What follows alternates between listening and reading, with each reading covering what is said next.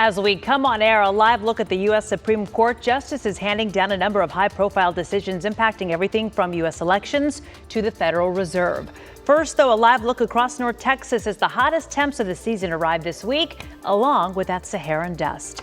Thank you for joining us this midday. I'm Kara Sue alongside meteorologist Mario Ruiz. Man, you're just full of good news today. I know. I love being here to deliver this for you. This is a tough one. And here's the thing. We all want a little bit of rain, but not as we head into a holiday weekend. Right. What are we looking at this week? Okay, so this week, hot, windy, and dusty. Okay. Yeah, I already see the dust on one of our cameras. I know we were talking about it this morning. Sounds a lot like West Texas comes to North Texas. Yeah, you know, we both worked in West Texas. We both lived there for a couple of years, and we know what that's like. But what it looks like is this. I'm going to show you our Cedar Hill camera. And do you see it, Kara? I do. Haze Yeah. on the horizon. Yeah, that's the dust settling in. We've been talking about the Saharan dust moving in. It's important to note it's not going to look like a dust storm. It's not going to look like a wall of dust that comes in. It's going to look like this. It's going to look like a haze on the horizon. If you are standing in the parking lot from here to maybe your car that's maybe 10, 15 feet away, you're not going to really see it unless you look out into the horizon and you see something like this, that haze. That's the dust that's settling in. And right now it's a very light layer that's moving in. We haven't seen the most dense part of it. In fact, right now, the most dense part of this plume of dust is sitting in central Texas, but the most dense is in South Texas. Look at the really bright colors in South Texas, closer to Brownsville. That's where the most dense is in the state at the moment. But some other areas also getting in on some of this dust, including areas of Louisiana. The air quality already lowered in many Texas locations, including the Texas coastline and North Texas. It's at a yellow, which is just one step below good air quality. I'm expecting to be at a moderate throughout the day today. So again, if you have respiratory issues, you may want to limit your time outside. This dust does tend to trigger allergy-like symptoms. You may feel that today, you may feel that tomorrow, and you also feel the heat. 88 right now, but it feels like 93 when you factor in the humidity. We'll talk about this and the wind coming up in just a little bit, Kara. All right, thank you, Marielle. U.S. Supreme Court Justice is making several major decisions today on everything from presidential power to elections. One of the biggest rulings upholds laws in dozens of states allowing mail-in ballots to be counted as long as they've been postmarked on or before Election Day. ABC's Christian Cordero has all of today's big rulings. Today, a landmark decision from the Supreme Court allowing states to continue counting mail-in ballots received up to 5 days after Election Day, as long as they were postmarked on or before Election Day. The case revolved around the Republican Party's bid to prevent states from counting ballots it received after Election Day.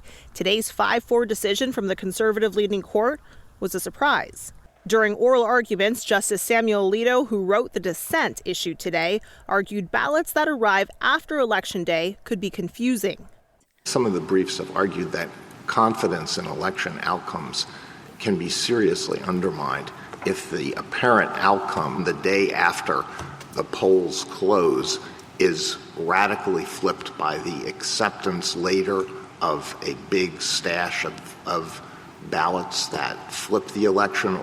Justice Amy Coney Barrett, in today's majority opinion, wrote voting by Election Day, even by mail, is consistent with the Constitution. The court also weighed in on 2 cases regarding presidential power. In a 6-3 decision along ideological lines, the court voted to allow President Trump to remove a member of the Federal Trade Commission purely for policy reasons. It paves the way for Trump to transform the federal government. The High Court, however, is not granting Trump the same authority over the Federal Reserve. In a 5-4 decision, the justices blocked Trump's attempt to fire Fed Governor Lisa Cook for now, noting the Fed's long tradition of independence. The justices today separately rejected Trump's appeal in an E. Jean Carroll defamation case from 2022. That means the president will have to pay the $5 million judgment. Christian Cordero, ABC News, Washington. A developing story we're monitoring here in North Texas. Crews confirmed they have recovered the body of a missing man at Benbrook Lake. This was the scene for the search this morning. Search crews tell us 2 men jumped out of a boat and into the lake on Saturday afternoon, and one of them did not come back up. A live picture right now from Caracas, Venezuela, where rescuers are still hoping to find survivors buried in that rubble from last week's twin earthquakes. It is A massive pile in so many locations. New video over the weekend shows a mother and her 18-day-old newborn pulled from underneath what remains of her apartment building, and it's not a lot. The U.S., one of at least 24 countries, sending rescue teams, among them 86 specialist dog teams, even using small drones to find survivors.